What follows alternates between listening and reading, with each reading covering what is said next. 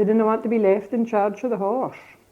That was one thing, and the building the load was quite skillful as well. Like my mother always forked off the field because she didn't like building the loads, and she didn't particularly care for leading with a horse either. It's quite hard work, you see, because, well, my father's brother got another farm, and of course they worked together at times.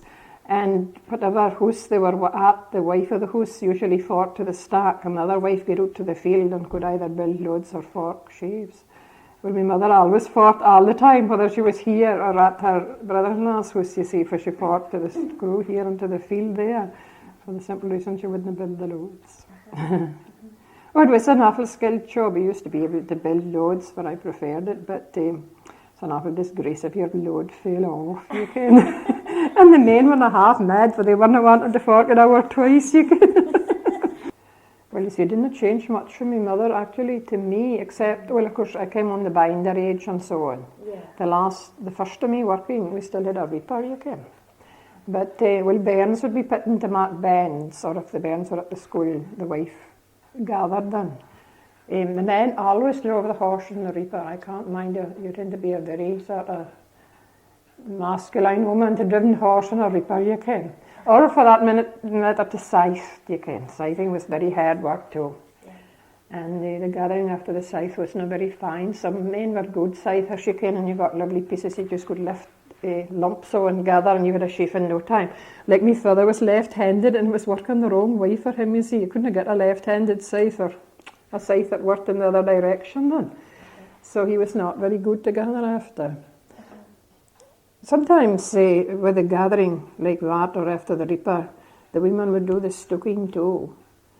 But very often at night the men would come out and do the stooking, you can. When they were cutting by the reaper, they had a sheaf board on it, you likely heard, and they put off what they considered was enough for a sheaf with a sort of long brake thing that they held in their hands. I don't know if it had a special name, I've never heard of it did. Anyway, I'll maybe come up with something later on. They put off a sheaf size thing, and you came to this, and the first thing you did was to make your band. You picked a nice bit and you made your band and laid it alongside, and then you gathered it up, laid it on the band, tied it up, and that's your sheaf done and on to the next one.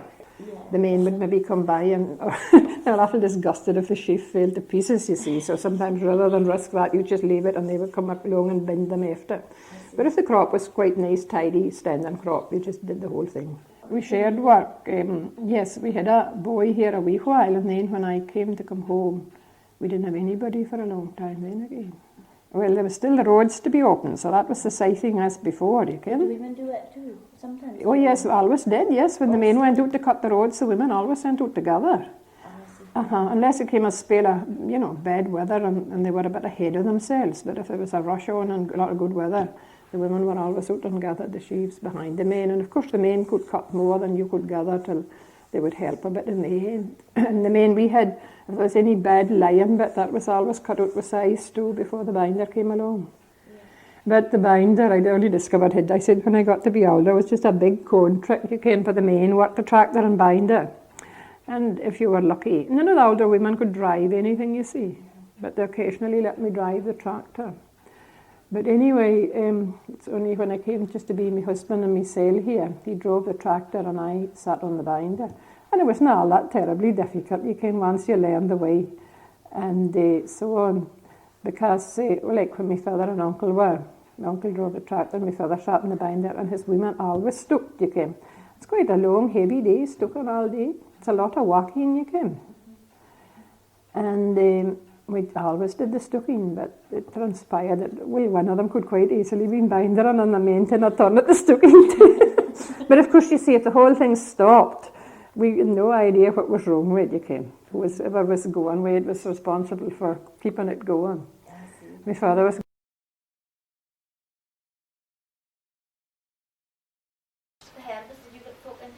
Well, the first I can remember we harvest. It was just the reaper, and well, like here, well, my father he had a servant man besides himself, and then they usually had another man for the harvest besides.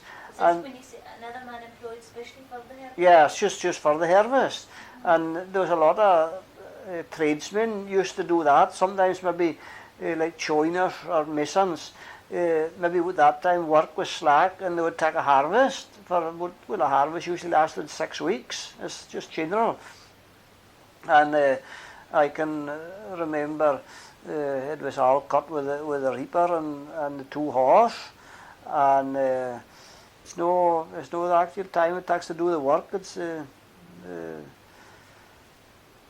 with the combine it needs to be fairly ripe, and when they was cutting with the binder or with the reaper, they could cut it greener, and the old people always used to say it was ripen in the stoke, and